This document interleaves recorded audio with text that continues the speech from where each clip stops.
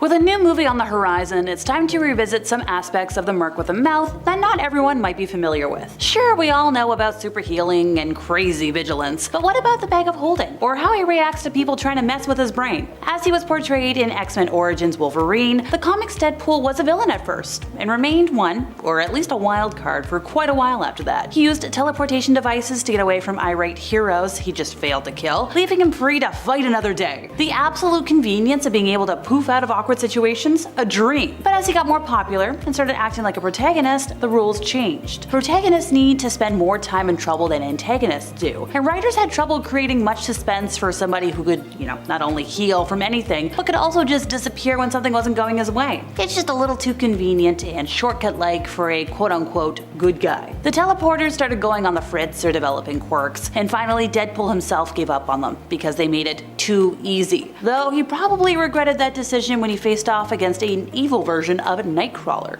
Back in the 1990s, superhero fashion was super into pouches. Batman almost always had pouches on his utility belt, but like nowadays superheroes just have pouches everywhere. Just look at some of the comic covers from 1990 to 1995 drawn by Rob Liefeld, Jim Lee, or any of their many imitators. Pouches, pouches, and more pouches. And unlike Batman, most of these pouches didn't seem to have any actual purpose. But comic book creators can always retcon something when they need to, and some of Deadpool's adventures, especially his appearance in the already exaggerated Ultimate Spider-Man cartoon, feature him drawing all kinds of improbably big things out of his tiny little pouches or out of a simple sack. For old school nerds, this power recalls the Bag of Holding, a simple thing that allows fantasy adventurers to lead nomadic lifestyles without lacking tools or weighing themselves down by carrying too much gear. This sometimes power seems connected to Deadpool's secret knowledge that the physics of his existence are more flexible than anyone else would suspect. I kind of wonder if Deadpool constantly losing or forgetting his weapons in his first solo movie was kind of a tribute in a sense to this. Like, as cute as the Hello Kitty backpack was, and I get the plot point of forgetting it, I'd love to see Deadpool pulling out a ridiculous amount of weapons out of a tiny pocket in the future on screen. I think that would be fantastic. So every so often it pays for a mercenary hitman to look a little inconspicuous. Even Deadpool sometimes wants to make his assignments a little easier by sneaking up on a target before breaking out the big weapons. Or maybe he just wants to enjoy something resembling a normal day off. He could try some elaborate disguise involving a trench coat and a fedora, an excessive amount of bandages, or a,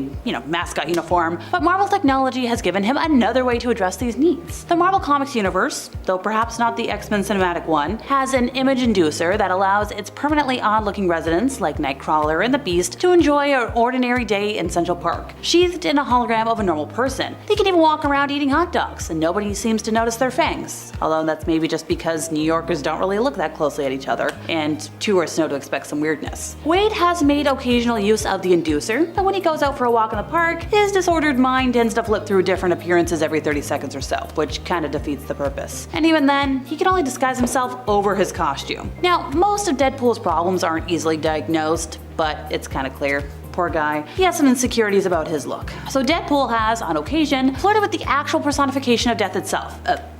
Herself. Now, it would be easy to chalk this up to a hallucination if it weren't for the fact that one other person has had the privilege of socializing with death without actually dying. That other person?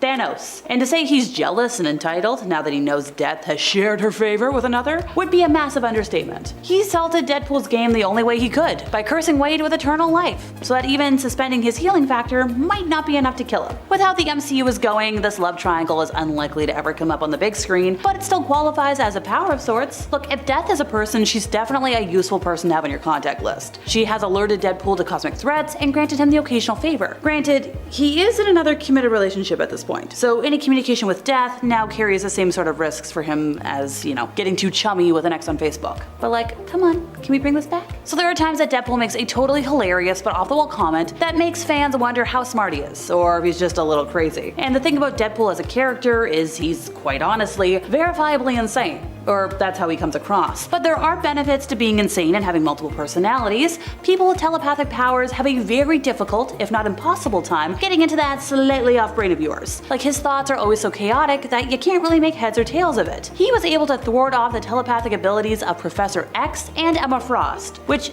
as we can all agree, is quite the feat. Even Cable couldn't get into his mind. Now, there was only 2 instances where Deadpool was susceptible to telepathic attacks, but it seemed it was more because some of his powers come and go depending on who who's writing at the time. But even so, the power is still there, most of the time. And on top of that, since his cancer was also accelerated during the experiments that ended up curing it and giving him his powers, they are constantly dying off and regenerating just as quickly. So basically, it would be crazy, no pun intended, to even attempt to get into that brain of his. Also, considering the adult nature of the character in his movies, probably best to keep things that way. Who knows what's going on in his mind? I have no idea, but I know it's not PG. So whenever somebody thinks of Deadpool, you probably initially think of his signature snarkiness, as well as his ability to be a seriously awesome, albeit brutal fighter in any combat he finds himself in. Now the last thing you might think of, unless you're a diehard fan, like some friends of mine, is that he's actually fluent in multiple different languages. So in the Deadpool comics, for example, there are many different scenarios where Deadpool will just start speaking fluently in an entirely different language. For a second, you're wondering if you're reading that right, or maybe he's just going a little wild again. But it's actually quite the contrary for once. He's been able to speak Spanish beautifully to his teammate, Massacre, who only speaks Spanish in Deadpool and the Mercs for Money, and has also spoken fluent Japanese in Deadpool Team-Up issue #1 when he goes to Japan on a mission to infiltrate the Temple of 1,000 Buddhas. He even used American Sign Language in Hawkeye vs. Deadpool so he could communicate with Hawkeye during the team-up. Look, I guess it pays off to be alive for just so long while traveling the world in the name of justice. It's interesting to know that if Deadpool ever wanted to say, well, create a little army consisting of just himself, he could do so without anybody's help, if you catch my drift. Basically, he mastered the art of solo reproduction. Pardon me, let me back up. So in Deadpool Volume 2, Issue 44, we see that Wade's former therapist, who is currently stalking him, Ella Whitby, has come up with quite the nefarious scheme. We found out she was keeping a collection of his dismembered body parts wrapped up in her fridge. Now, obviously, this completely disgusted Deadpool, understandably so, and it got to the point where he throws them all out into a dumpster. But due to his extreme healing powers, the parts healed completely back together, and thus created evil Deadpool. Which might be a frightening thought to know that an evil version of Deadpool is now out there on the loose, but like it's also kind of cool to know that if he wanted to make multiple clones of himself, all he'd have to do is hack off some of his limbs and he'd have a clone, or multiples in no time. An army of one indeed. So MCU, Disney people, are we ever going to address what happened to the hand that he sawed off in the first movie while running away from Colossus? Look, if it ever turns up again as a scorned offspring or evil, I'm taking credit. While I'm on the topic of regeneration, most fans know Deadpool's healing factor is quite useful. It allows him to heal after being wounded and eat continuously without gaining any sort of ounces. Deadpool's body is also resistant to most poisons, but the Merc also has another handy superpower. He can't get hungover. While Wade does get inebriated if he drinks a lot of booze, his body's super powerful immune system protects him from getting drunk easily, meaning that he needs a lot in his system before he can even remotely be affected. I think it was in Deadpool issue 7, he drinks an entire sack full of booze and doesn't get a hangover at all the next day. I can think of a lot of people who would love to have that as a superpower. So Deadpool's dramatically accelerated healing power hasn't made him entirely immortal, but he's more or less there. Particularly so when you combine it with the fact that he's met death several times, and we've got that relationship that I mentioned earlier, and as a result of that, the jealous Thanos cursed Wade to immortality in his grotesque skin and line of work. Like, I know I touched on it earlier, but I would love it if we could bring back Josh Brolin's Thanos for a moment in the future, just to touch on this, now that the Deadpool universe and the MCU are amalgamated. Please, Kevin Feige, pretty please. And before anybody comes for me in the comments, I know X-Men Origins Wolverine is the last thing you want to see in anything related to Deadpool, but the fact is, this movie gave him some abilities that he's never had before or since. Look, why do you think I left it till the end of the list? Look, here's the thing. This Deadpool possessed an amalgamation of powers from the dozens of kidnapped mutants on whom the Weapon X program experimented on in the film. Aside from making his teleportation ability organic and giving him the unseen ability to shut up by literally sealing his mouth shut, this Deadpool got optic laser blasts from Cyclops and Baraka-style retractable sword blades implanted in his arms, I guess to mirror Wolverine. But yes, the Deadpool that appears at the end of the movie is not played by Ryan Reynolds. Instead, it's Scott Adkins, because Ryan was like, no. He left that project over creative disputes. So Scott stepped in to take over for the finale. That character isn't even listed as Deadpool in IMDb. So yes, you can pretend it's a whole different character, but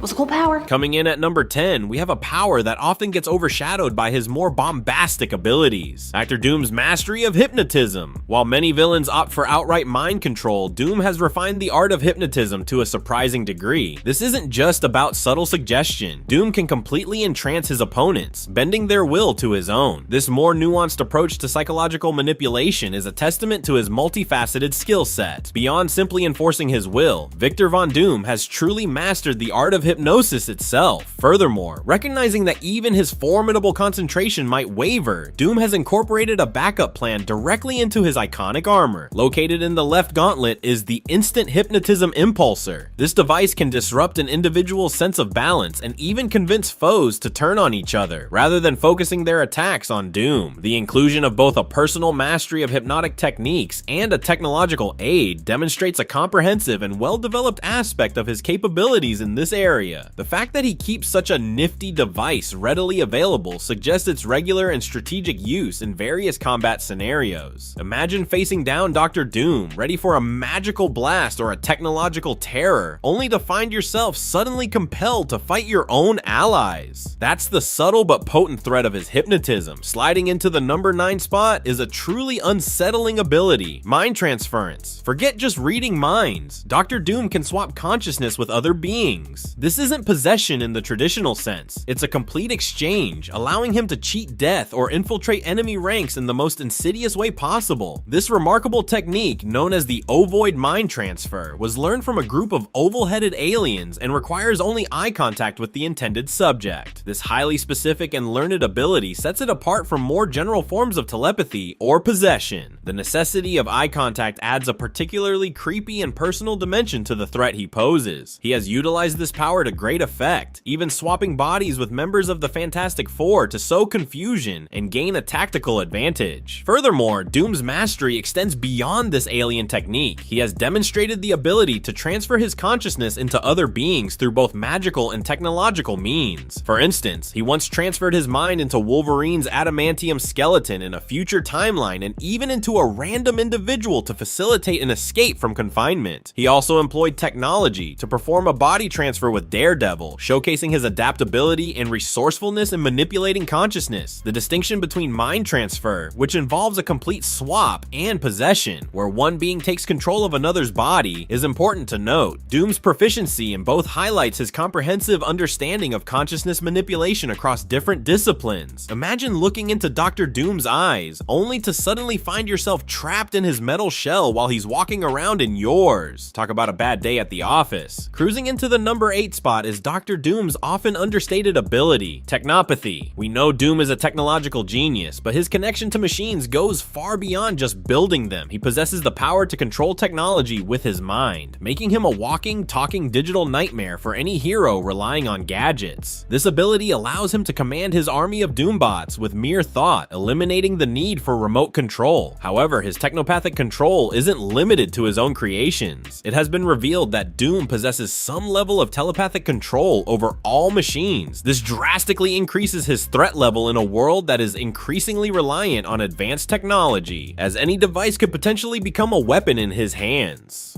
His capabilities extend to the highest levels of artificial intelligence, as demonstrated by his ability to reprogram Ultron, a feat he himself considered beyond the understanding of most humans. This reprogramming showcases a profound understanding of technology that arguably surpasses even Tony Stark's expertise in certain domains. Imagine Iron Man facing Doom, confident in his suit's capabilities, only to have Doom turn his own armor against him with a mere thought. That's the terrifying potential of Doom's technopathy. Zooming into the number 7 spot is a power that speaks volumes about Doom's intellect and ambition: subtle time manipulation through devices. While Doom is known for his grand time platform, he also possesses smaller, more discrete devices that allow for localized or short-term manipulation of time. These aren't about rewriting history, usually, but about gaining tactical advantages in the heat of battle. Integrated directly into his armor are various time control devices. Furthermore, he has created a separate device that allows him to step between the seconds. This suggests a remarkable fine control over the temporal flow, potentially enabling him to evade attacks or gain momentary advantages without causing significant temporal paradoxes. A particularly notable instance of his temporal prowess, albeit on a larger scale, involves his defeat of Galactus by repeatedly traveling into the past until he found a winning strategy. Additionally, Doom has employed a time shift bomb against the Fantastic Four, throwing them a mere 2 seconds into the past to facilitate facilitate his escape. His reliance on these smaller, suit-integrated time devices for tactical advantages highlights his meticulous planning and preparedness for any situation. He doesn't always need a massive time platform to mess with the timeline. Sometimes a subtle temporal nudge is all that's required. Imagine fighting Dr. Doom, landing a seemingly perfect blow, only to have him subtly shift out of time for a fraction of a second, leaving you punching air. These smaller time manipulation devices add a sneaky and unpredictable element to his arsenal. Cracking into the top 6 is not a power in the traditional sense, but it's arguably one of Doom's most formidable assets, his indomitable willpower taken to an extreme. We know Doom is stubborn, but his willpower transcends mere resistance to mind control. It's a force of nature that allows him to achieve seemingly impossible feats through sheer determination and ego. It's not just about not being controlled, it's about bending reality to his will on a fundamental level. Numerous accounts highlight his extraordinary resistance to telepathic manipulation, even against incredibly powerful psychics like the Purple Man. In a particularly telling instance, Doom captured the Purple Man and, lowering all his defenses, dared the mind controller to try and subjugate him. Despite his best efforts, the Purple Man was utterly unable to exert any influence over Doom's will. This demonstrates that Doom's mental fortitude isn't merely a passive defense, it's an active and overwhelming force. Some even suggest that his sheer force of will played a crucial role in the creation of Battleworld during the Secret Wars. Furthermore, his willpower extends beyond psychic attacks. He has been shown to resist the mystical metal Promethium from forming armor on him through sheer force of will. In a remarkable display of confidence, Doom once removed his mask, which was shielding him from psionic attacks, and challenged the Purple Man to attempt control. The Purple Man himself acknowledged that Doom's willpower was an impossible barrier to overcome. This exceptional mental resilience underscores the fact that his willpower is a fundamental aspect of his being, enabling him to withstand and overcome challenges that would break lesser individuals. Think about it, an entire planet held together by sheer force of will. That's the kind of mental muscle Dr. Doom is flexing.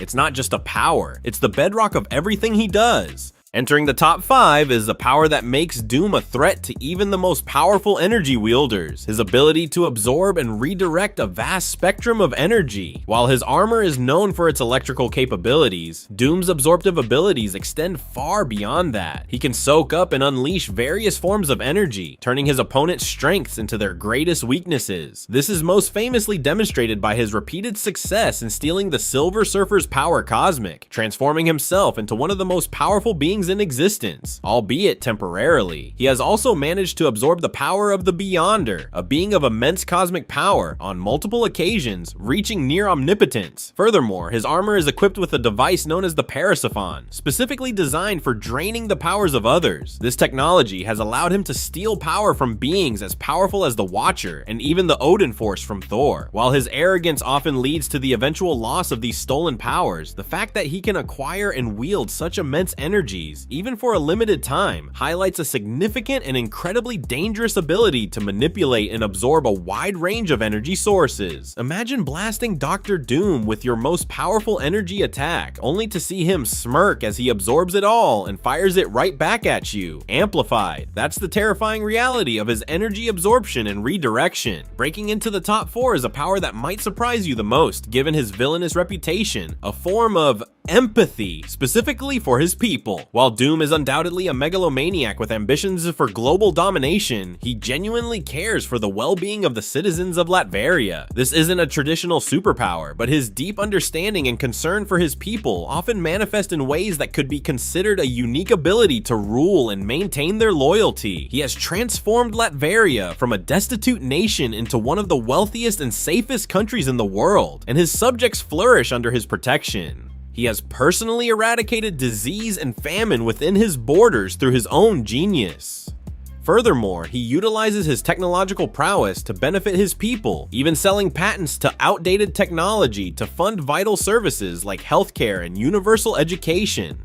This effective rule, despite his villainous tendencies elsewhere, suggests a genuine connection and understanding of his people's needs that goes beyond mere control through fear. His proactive approach to their well-being indicates a form of empathetic leadership, albeit within his own self-serving framework. Okay, hear me out. While he's trying to conquer the world within the borders of Latveria, Dr. Doom is actually a pretty effective ruler. He understands his people, provides for them, and maintains order. It's a strange form of empathy, but it's a key part of his power and why his nation remains loyal. Securing the number 3 spot is a testament to Doom's scientific genius, his ability to create artificial cosmic power. It's one thing to steal cosmic power, but Dr. Doom has actually managed to replicate it on his own, showcasing a level of scientific understanding that rivals even the greatest minds in the Marvel Universe. He has successfully created an artificial version of the power cosmic and even developed a technological suit capable of containing it, allowing a normal individual to wield this immense energy for a limited duration. This feat demonstrates a profound understanding of the fundamental forces of the cosmos, going far beyond simply manipulating existing sources of power. Furthermore, he has applied this groundbreaking technology to his army of Doombots, creating cosmic-powered automatons capable of battling even beings as powerful as the Silver Surfer. The ability to not only understand but also replicate cosmic energy and weaponize it through his creations highlights a level of scientific brilliance that is truly extraordinary. Forget waiting around for a cosmic being to show up. Dr. Doom can whip up his own version of cosmic power in his lab. That's next level genius right there, and it makes him an incredibly unpredictable threat.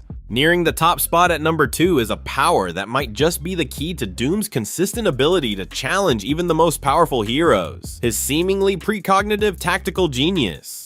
Doom always seems to be one step ahead, anticipating his opponent's moves and having a counter for every strategy. While his own formidable intellect is undoubtedly a major factor, there's a compelling theory that suggests a more intricate system at play. It has been proposed that Dr. Doom relies on a sophisticated network of Doombots, each equipped with advanced artificial intelligence, to constantly analyze potential scenarios, predict enemy actions, and refine his intricate schemes. These Doombots function as a form of self-critiquing AI, rapidly working through countless possibilities to arrive at the most optimal solutions for any given situation. Even if this theory holds true, the initial creation and implementation of such an advanced network still speaks volumes about Doom's own unparalleled intellect and foresight. He is the architect behind this distributed intelligence, leveraging his technological creations to achieve a level of strategic planning that would be virtually impossible for a single individual, no matter how brilliant. This potential secret power is more than just intelligence. It's a unique and innovative approach to tactical thinking, utilizing his technological creations in a way that sets him apart from virtually every other villain in the Marvel Universe. Ever wonder how Dr. Doom always has a plan for everything? Well, the secret might be that he's not just relying on his own brain power. The theory of a vast network of hyper-intelligent Doombots constantly analyzing and predicting every possible outcome is mind-blowing and could be the key to his tactical supremacy. And now for the number 1 secret power you never knew Dr. Doom had. It's not just one power, but a combination of factors tied to his iconic armor, specifically its ability to adapt to any threat and its surprising capacity for possession. We all know Doom's armor is incredibly durable, capable of withstanding blows from beings as powerful as the Hulk and energy blasts from Iron Man. However, its true secret lies in its remarkable ability to learn and adapt to new threats in real time. It is equipped with lenses that can analyze spells unleashed by other sorcerers, allowing him to understand and potentially counter magical attacks. The armor has even been shown to adapt its defenses to specifically counter the Human Torch's flames, a testament to its reactive capabilities. Furthermore, it is enchanted against demonic influence and even contains fragments of the True Cross, providing protection against vampires and other undead creatures.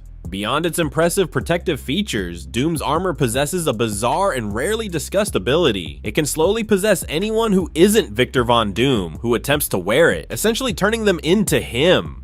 This insidious feature ensures that his most valuable asset cannot be easily used against him. While Mr. Fantastic has managed to reverse this process on at least one occasion, the fact that the armor possesses this capability is a truly unique and unsettling secret. This combination of constant adaptation and the inherent possessive nature makes Dr. Doom's armor far more than just a suit of protection. It is an extension of his will, a constantly evolving technological marvel, and a tool for ensuring his continued dominance. Think about it, an armor that not only shields him from almost anything, but also learns from every encounter and can even turn turn his enemies into mini Dooms. That's insane. This combination of adaptability and possession makes his armor arguably his most surprising and powerful secret weapon. In at 10, Accelerated Decoy. Miguel O'Hara possesses the proportional strength of a spider, granting him superhuman strength capable of lifting up to 10 tons at his peak, but this enhanced strength also extends to his legs, allowing him to leap great distances, reaching heights of at least 30 feet in a single bound, but also his speed. O'Hara's speed surpasses the natural limits of any human athlete, enabling him to move and run at extraordinary velocities. His agility, balance, and overall coordination are heightened beyond human capabilities, surpassing even the finest athletes, but his reflexes are so greatly enhanced where he can actually run so fast that he leaves behind a body double that enemies will focus on because they think that it's him. Yeah, that's right, the dude basically can create a time remnant, like from the Flash, but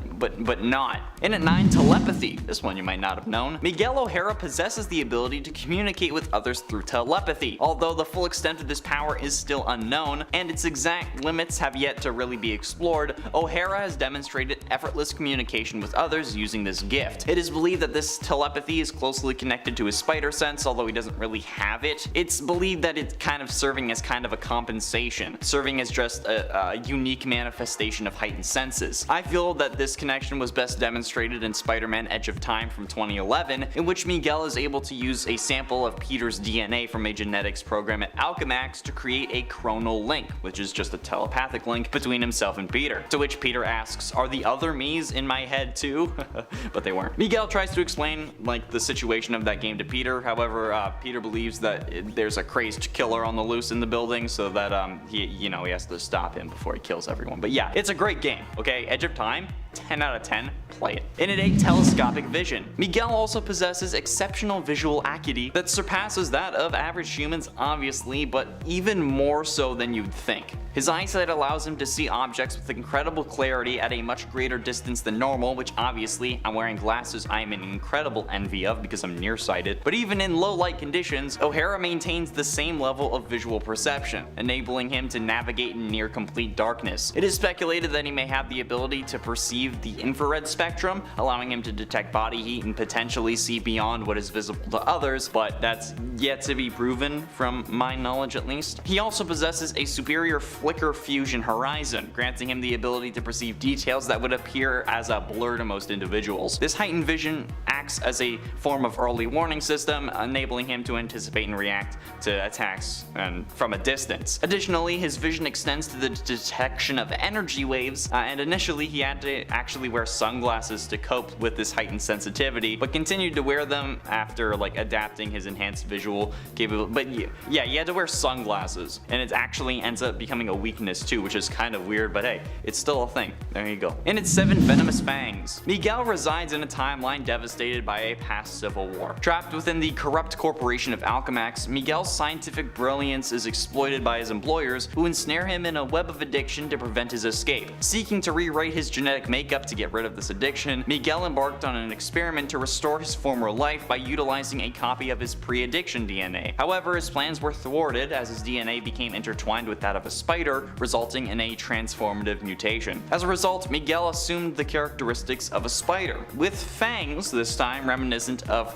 the arachnid species, and talon-like claws mirroring their legs. Alongside these physical changes though, he acquired, all the normal stuff. Super strength, speed, agility, but yeah, he has fangs that can actually inject people with a paralytic poison, which is insane. It's so creepy that Gwen in Into the Spider-Verse, or Across the Spider-Verse, thought that he was a vampire. If people are thinking that you're freaking Edward Cullen, then it's creepy, okay? The dude was 107, hitting on a 17-year-old and marrying her within a year and 8 months, and 6 of those months passed because they had broken up. If you're being compared to Edward Cullen, that's creepy. Sorry, bro. In at 6, Organic Spinrit's Webbing. In Miguel's forearms, he possesses spinrits that produce a potent and adhesive web-like substance from the back of his wrists. This organic webbing serves for multiple purposes, allowing him to swing around buildings and restrain individuals when needed, but his webs are chemically identical to authentic spider silk, setting them apart from the synthetic webbing used by the original Spider-Man, more in line with the Sam Raimi trilogy, which could be where Raimi drew his inspiration from. But but at the very least, he won't have the issue that makes him run out of web, unless he has a web block, at least if he's waiting an hour between webbings. Oh wait, sorry, that's his forearm. My mistake. Moving on. Halfway through into number 5, marksmanship. This Spider-Man was able to hit a hostile holding a hostage multiple times with a pistol, with a bullet only grazing the hostage. I mean, like, let's be honest here, this isn't the ideal situation. We'd much rather the bullets not graze the hostage, but it's still better than totally failing, and in a way, it actually makes sense that he's skilled with firearms. He would have to have pretty good aim with all the web slinging he does, okay? Like, he has to be precise with it when he's using it to fight villains. It would definitely take some skill to shoot a web and grab someone's hand specifically with it, and if you weren't good with your aim, you'd be a pretty dead Spider-Man, especially when swinging throughout the city, okay? Like, come on. If you miss the building, splat. And given his speed, if the man can move so fast that he leaves behind an after image of himself, he should have enough time to properly aim his webbing, okay, and a gun. Yeah, while it's unexpected, it does make complete sense that he has good aim. He kinda has to, I guess. In at 4, original spider suit. This isn't necessarily a power, but hey, I'm gonna count it. O'Hara's costume incorporates advanced technology and materials to enhance its abilities. Constructed from unstable molecules akin to the Future Foundation costumes worn by the Fantastic Four, it possesses exceptional durability to withstand the sharpness of his claws without tearing. Additionally, the costume features a lightweight airfoil positioned on its back, and this ingenious addition emits controlled anti-gravity particles, enabling O'Hara to gracefully glide and maneuver through the air by harnessing just the natural currents of updrafts. The combination of these innovative elements enhances O'Hara's mobility and agility, allowing him to navigate surroundings with even more ease and precision. So yeah, while it's his suit and not necessarily a power, it's enhancing his already just natural powers. So yeah, I'm gonna count it, and you're gonna deal with it. Again, this whole video is a canon event, you can't change it. In at 3, talons. In addition to all of the other extraordinary abilities, Miguel possesses retractable talons on his fingers and toes that allow him to crawl on surfaces like a spider. These razor-sharp talons, combined with his immense strength, can effortlessly rend even sturdy materials like cinder blocks into just ash, as demonstrated by severing Venom 2099's arm. Yeah, that was a thing he did. Miguel has also employed his talons to eliminate the Specialist, a powerful super soldier employed by Stark Fujikawa, and his talons effortlessly cut through molecularly dense body wraps designed to restrain him, and even enabled him to tear Electro 2099 in half after enduring an electroshock and evading another. Yeah, this dude's brutal. Notably, Miguel's talons are potent enough to actually punch out a shark, easily slicing through its flesh. So yeah, it's pretty damn scary. But ultimately, in number 2, accelerated vision. God, this dude's eyes are insane. I am jealous. O'Hara's visual acuity surpasses that of what you even thought before. That's right, because there's a third goddamn number. His vision remains equally as sharp in low light conditions, granting him the ability to see in the dark. But like, yeah, it's not as heightened as spider sense, okay? He doesn't have spider sense, but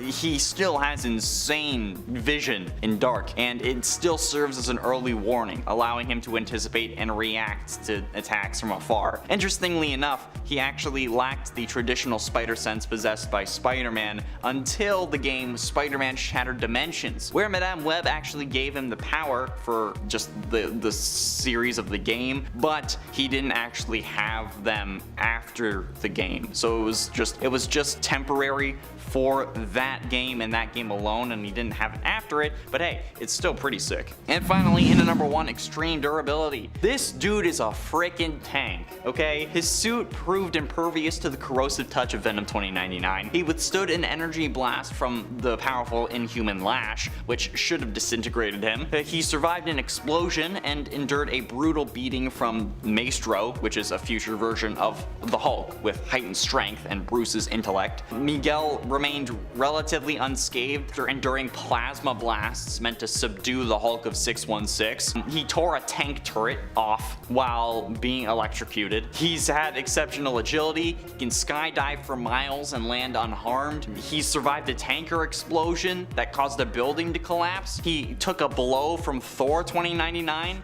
that sent him into a building, only coming out slightly dizzy. Doctors were astonished by his healing factor, but I'm astonished that he's still alive, okay? Miguel shrugged off a point-blank shotgun blast to the chest and successfully dug his way out of a collapsed building. What the hell? And then in his upgraded suit, he can endure a direct hit from the howitzer artillery cannon, withstanding a staggering force of 100 tons. Yeah.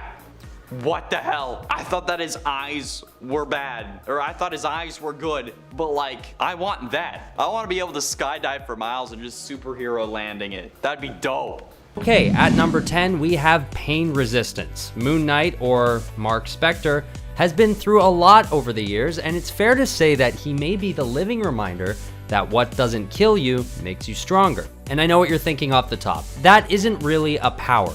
Well, a lot of Moon Knight's powers are like this, since Khonshu comes in and out of the stories as a powerful muse for Mark Spector.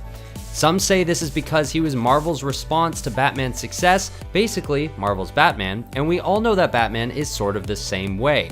A guy who doesn't really have any special powers other than what his mortal identity brings to the table. One good example of Moon Knight's pain resistance is in the first run for the character when he crawls through Bora's icy wind, despite the extreme pain, something that even Professor X confirms is causing him so much agony that he can't even fathom this ability. It could be argued that his tolerance to pain could be due to him having died and come back to life, giving him a tougher disposition by way of Khonshu's blessing. Or he's just a badass like that. Okay, at number 9, we've got weapon mastery. If you follow Moon Knight's story in the comics, you'll know that his work in the CIA has him training with all sorts of weaponry like batons, brass knuckles, chains, shurikens, as well as guns like pistols, sniper rifles, submachine guns, and grenade launchers, among many others.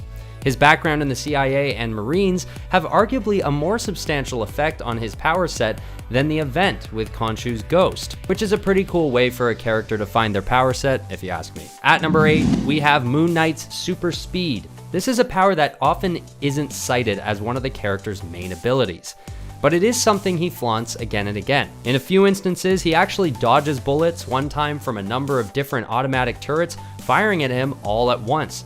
This is a pretty crazy display of not only speed, but dexterity, being able to move his body like this and doing it while he's flying through the air. In another instance, he actually dodges fire from a lightning spear while he's crammed into a tiny aircraft. And another time when he actually catches a dart fired from a crossbow with ease.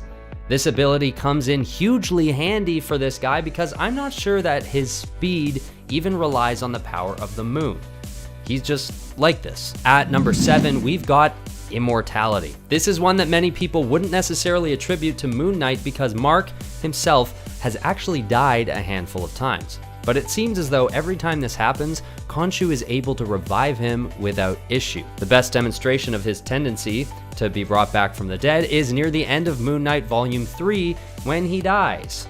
Twice. The first time it seems that he's stabbed and takes a huge fall, but then he's brought back from the depths of the ocean. And the second time he dies right at the end of the storyline, but in the following run comes back again, emerging, or rather exploding, out of Khonshu's tomb. So he's not immortal per se, but he doesn't seem to be capable of being dead for very long before his ancient muse is able to give him another go at life. At number 6 is what's known as lunakinesis. This entry, and most of what's coming up for the rest of the list, is during a time when Mark is influenced by Khonshu's powers.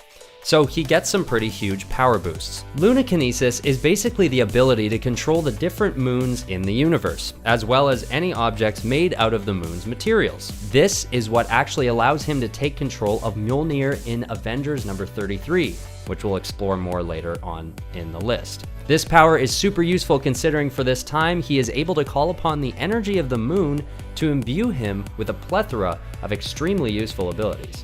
Another power that goes along with this is known as geokinesis, which is pretty much the ability to manipulate any minerals, rock, and dead terra firma that would make up the structure of a moon, or anything considered to be a moon in the universe. So if your planet's moon is made up of mostly titanium, for example, he's going to be able to manipulate titanium by sheer will. Pretty nuts. All right, at number 5, we've got the time that Mark Spector is empowered by Phoenix Force while he's facing off against the Avengers and his former master Khonshu. We all know that the Phoenix Force is one of the most powerful deities in the universe, and it has been used most notably to possess living beings as hosts. But considering how powerful Mark gets when he's taken over by Khonshu, one can only imagine how much of a boost he gets when Phoenix Force is brought into the mix. Actually, one doesn't have to imagine, because in Avengers number 37, we witness Moon Knight taking on Phoenix Force and harnessing the most power he's ever had in his life. He gets so powerful at this point that he just sort of dismisses Khonshu, showing that he doesn't need the Moon God anymore due to his immense power from Phoenix Force, and a few of the Avengers as well. But that's coming up at the top of our list, so stay tuned. At number 4, we've got Moon Knight's ability for self-sustenance. Maybe this is one that you already know, but it's another power that often isn't associated with Moon Knight's typical power set. While he's imbued with Khonshu's power, Mark Spector is actually able to live in any atmosphere without needing oxygen. This allows him to travel into the cosmos without the need for a breathing mask or a ship with a pressurized cabin. He makes use of this power when he travels to the moon to encounter Thor in a pivotal moment in Moon Knight's trajectory as a character. It's an ability that is widely underrated for this character, but allows him to reach his full potential when he faces off against the Avengers, mentioned previously on this list. At number 3 is Moon Knight's telepathic resistance. This is a great ability, and it's actually attributed to the character's struggle with mental illness, and more specifically his multiple personality disorder. This is clear in West Coast Avengers Volume 2, issues 30 and 36, when Moon Knight is working with the Avengers and notices that he's the only one whose mind hasn't been taken control of. He attributes it to the fact that he's grown strong over the years dealing with his own struggles with mental intrusions from the moon god Khonshu. He even notices that Vision's mind has been taken over, and for an android to have his mind taken over, it just proves how strong Moon Knight's mind defense has become. Mind defense. Is that a good way of putting it? Anyway, you know what I mean. But considering he's got a number of other voices always speaking to him from within, he seems to have enough going on up there that his true mind, his reasonable mind, stays intact when mind control is tried on him. All right, at number 2 is Moon Knight's formidable martial arts skills. I never use the word formidable, but I'm gonna use it now because the range of his fighting ability is just formidable. And I know we all know that Moon Knight can fight, that's obvious. But many people don't realize that it's one of his most notable and important powers, because sometimes he can't rely on the power of the moon or Khonshu's influence to get the job done, and he needs to go back to his roots as a trained CIA fighter. Did you know that Mark Spector, without even being under the influence of Khonshu, knows Muay Thai, Kung Fu, Eskrima, Krav Maga, Dambe, Savate, boxing, Silat, Filipino martial arts, Judo, Karate, and Ninjutsu. But what's most impressive is how he employs these techniques throughout his different runs in the comics.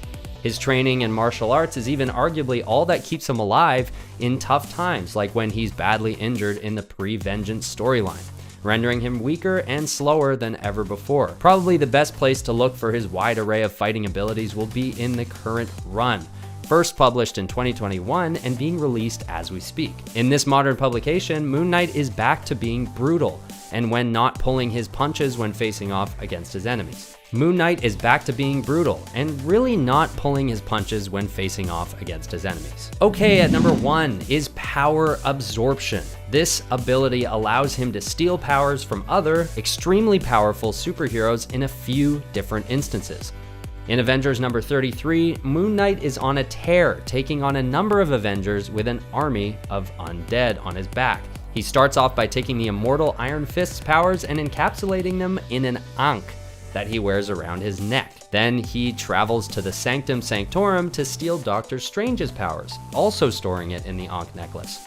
He tries this again with the Black Panther, but is unsuccessful. Not beaten, just unsuccessful in taking his powers away.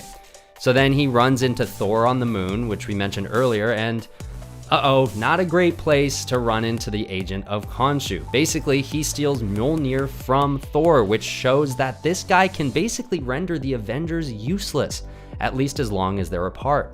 It's a pretty crazy feat for Moon Knight and shows off a power that some may not know he possesses. Number 10, faster than lightning. I knew Hyperion was fast, but I did not know he was that fast. Honestly, kind of the same with his strength. It's interesting to learn he's an Eternal because Eternals I always think of being somewhat limited in terms of their physical abilities, even though they are extremely powerful. Hyperion as an alien Eternal though might be even more powerful all around. In addition to the super strength you've likely marveled at before on the page, Hyperion is also extremely fast and has been shown to move faster even than light itself, if we are talking the Earth 13034 version of the character, which is also considered one of the main versions. We'll get into that in a minute. And friends, before we move on to our next spot on this list, if you love what we do here at Top 10 Nerd, be sure to let us know that you love us and that you love Hyperion by giving this video a thumbs up. Number 9, Eternal Physiology. Seriously, I just learned this one, even though it seems oddly intrinsic to this character. I don't know how I missed it. I thought Hyperion was just a powerful alien from another world like DC Superman, being one of the Marvel equivalent characters.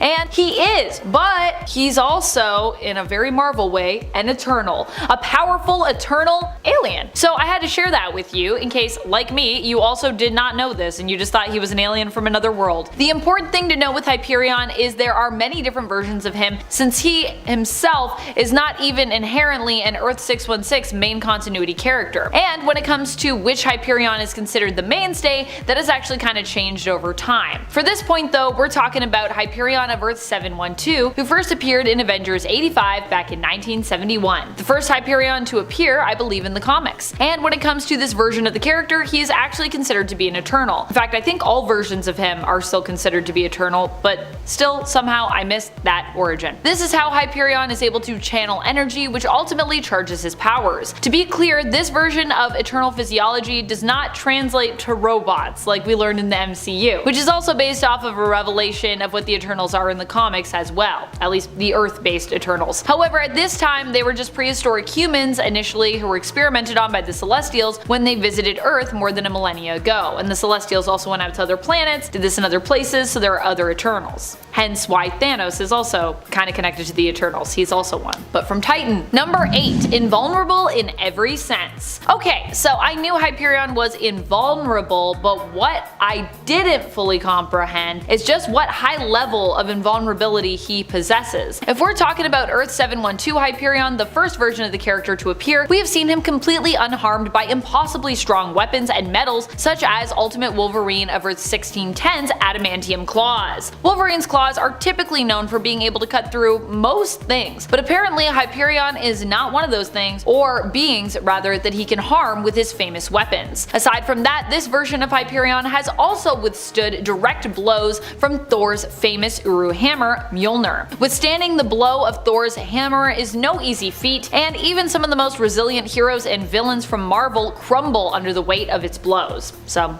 pretty impressive. Number 7, doesn't need to breathe. We don't know this one for sure when it comes to certain versions of this character, but what we do know about Earth 712 Marcus Milton, aka Hyperion, is that he can travel in space without any assistance. He doesn't need a special suit, and it doesn't seem to be through the specific use of a power that he can protect himself from the cold vacuum of space. Some believe he can survive flying around in space where there is no oxygen because, well, he doesn't actually need to breathe. On top of this, we know that Hyperion can continue to fight for days on end without tiring, only growing tired after multiple days of relentless and unyielding battle, where he has to operate at his peak levels of power. While not confirmed for Earth 712's Hyperion, the version of Earth 13034 has confirmed that he doesn't depend on oxygen to survive, which likely means that his 712 counterpart doesn't need to breathe either. Number 6, powered by the sun. Something else that I find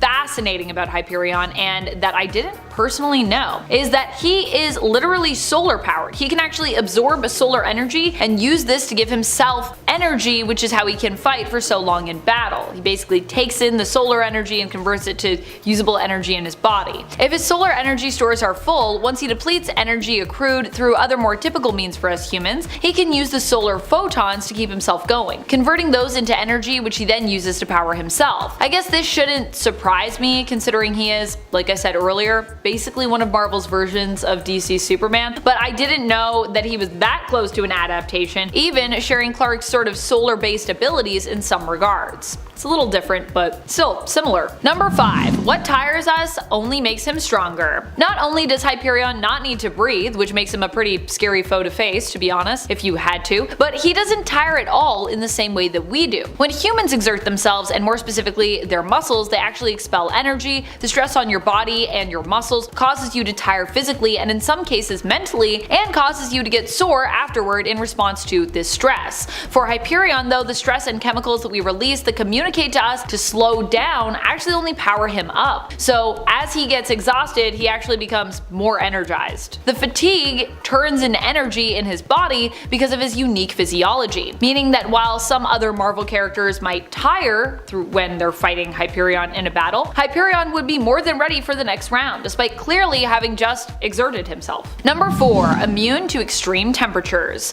While if you put most of us below freezing or above boiling temperatures, we'd simply get super messed up and eventually die, for Hyperion, this is not a risk. The version of the character that hails from Earth 13034 is actually so durable that he can resist the effects of extreme temperatures, meaning that freezing him or setting him ablaze will basically have no effect on the hero, at least when it comes to the temperature. He can apparently survive temperatures lower than -200 degrees Celsius and higher than 6,000 degrees Celsius. I can't even imagine spending a full day outside when it's higher than like 45 degrees Celsius, so I can't imagine how he doesn't just simply turn into a literal human puddle of goo in plus 6,000, but apparently he would still be solid, even in that super extreme heat. Number 3. Cosmic energy powered healing factor. I would expect someone like Hyperion to have a healing factor, but what I wouldn't have guessed is exactly how said healing factor works. For Hyperion, he is actually able to manipulate cosmic energy, and it is through this manipulation that he heals himself. His healing factor is so intense that it protects him at all times from disease, infections,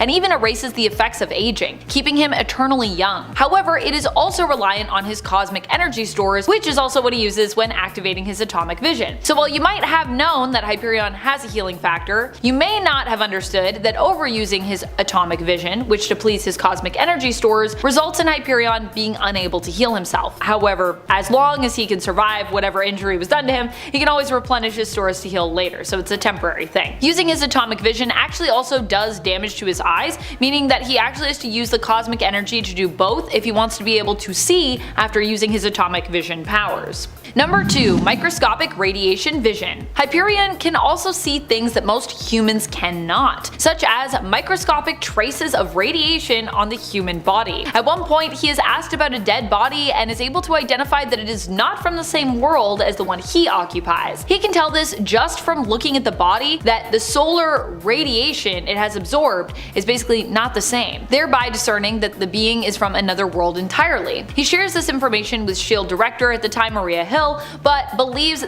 that is something that she already knew about and wonders what else she knows that she might be keeping from him. So Hyperion isn't just a heavy hitter, he's also quite intelligent and has enhanced senses that only add to his knowledge and perspective of the world around him and those that inhabit it. Not someone you want to mess with, guys. Not someone you want to mess with. Number 1. Held off an incursion. If you are not familiar with the incursions, they are basically when various worlds started to come together, colliding. As a result, many Earths, their heroes, and their villains died, with those universes obliterating one another in the collision.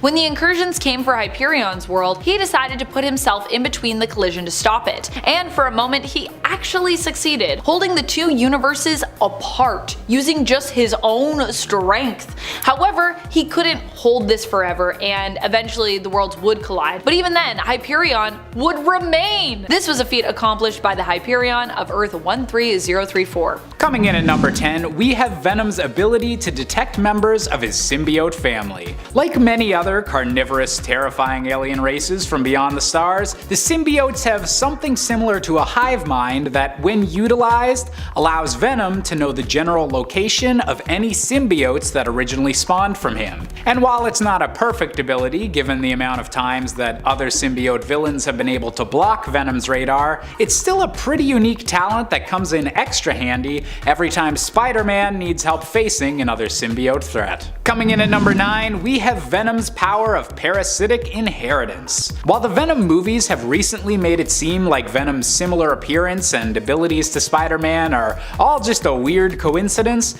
the comics make it clear that this was anything but. When the Venom symbiote was originally bonded with Peter Parker, it actually inherited some of his spider-based abilities, meaning that Venom will always be able to create webs and use the wall crawler's powers against him. This also means that if the Venom symbiote infects any other superpowered heroes or villains, it can also gain their powers, which honestly has been pretty underutilized in the Marvel Universe so far, with the exception of the occasional What If storyline. Coming in at number 8, we have Venom's matter manipulation. Now, everybody knows that Venom is made of weird, icky goop that he can control. It's kind of his most defining trait, and his initial twisted, melted Spider-Man appearance is still iconic to this day. But did you know that this ability is actually way more powerful than you might think? Whenever Flash Thompson took over the role as the symbiote's host, as Agent Venom, he showcased the ability to use bits of his symbiote essence as a projectile weapon or bullet, and then using his manipulation abilities on the bullet to tear an enemy apart from the inside out. Definitely not the nicest way to take out a villain, but hey, he's still Venom, so you gotta have a little bit of anti in that anti-hero. Coming in at number 7, we have Venom's poisonous bite. That's right, you'd think it would be obvious from having a name like Venom, but this symbiote's fangs aren't just for show. They contain a special form of symbiote poison that's been shown to be even deadlier than that of a snake's. With the teeth on Venom only being developed at Eddie Brock's command, this ability hasn't been showcased too often in the comics, but does make a surprise recurrence every now and then when Eddie needs to get out of a tight situation. In fact, the poison on Venom's bite is so strong that Sandman once lost his ability to hold his form for a time because he was bitten. And this is a dude that's literally made out of sand. Just imagine what teeth like those would do to a regular person, and maybe it's a good thing that Venom often forgets to chew his food. Coming in at number 6, we have Venom's all-natural tracker beacons. Another addition to his moveset during the Flash Thompson / Agent Venom era, Venom didn't need to rely on technology or GPS when trying to track down one of his targets. By using the same ability that allows him to know the location of his offspring, Agent Venom was capable of sticking a piece of his own symbiote self onto others and then track them down as if he'd placed a literal beacon on themselves. It might be crude, low-tech, and a lot goopier than your usual method of tracking, but you really can't argue with the results. Coming in at number 5, we have one of the newer abilities on this list, the power of flight. First manifesting after Eddie and Venom's first encounter with Null, the god of all symbiotes, Venom had apparently been hiding his ability to sprout a pair of blood-red dragon wings the entire time, a symbol of Null's impressive symbiote dragons. However, when you're already capable of swinging, climbing walls, and even breathing in the vacuum of space, the ability to fly just isn't quite as impressive as it would be on a character that was stuck on the ground up until this point. Ah well, giant symbiote wings, you still look rad as hell to me. Coming in at number 4, we have Venom's ability to merge with inanimate objects. That's right, we all know that symbiotes are easily capable of bonding with other organic life forms, whether they be human or alien, but a rarely seen ability of the symbiote race is that they can bond with inanimate objects if the need ever arises for survival. In one particularly notable instance, the Venom symbiote once combined itself with a broken down car so that it would have a body capable of moving throughout the city, repairing the car with its own tendrils to make it fully operational. Hey, I guess it beats a mechanics bill. Coming in at number 3, we have Venom's healing ability. Now, healing abilities aren't exactly rare in the Marvel Universe, and Venom's can do everything you would expect from the gift. Cuts get healed over, broken bones are fixed in place, and any limbs lost can be easily regenerated. However, there's one aspect of Venom's healing that seems to go beyond that of even Wolverine. When Eddie Brock found out that he'd contracted cancer, the Venom symbiote was able to slow the cancer's spread and eventually healed the entire affliction. Curing cancer? That's definitely outside the realm of usual superhero powers, and something Venom definitely doesn't bring up enough. Coming in at number 2, we've talked about symbiotes merging with inanimate objects, but what about the internet? That's right, in probably the most 90s possible storyline of all time, Venom and Carnage brought their endless back and forth struggle for dominance into the digital age with this comic-making canon that symbiotes can manipulate their molecules to such a tiny degree they can slip into the molecules that make up the internet data stream. Now, I'm not an IT guy, but I'm pretty sure that's not how the internet works. However, if you experience any technical glitches with this video, it's totally because Venom and Carnage are just punching each other in between the pixels of your screen. This power was so weird that it hasn't made a reappearance since, but it definitely is one of the more memorable Venom storylines. And finally, coming in at our top spot, we have Venom's most recent power-up, but also potentially his weirdest with symbiote time vision. Following the defeat of the symbiote god Null, Eddie Brock and his symbiote have taken Null's place as the symbiote leader.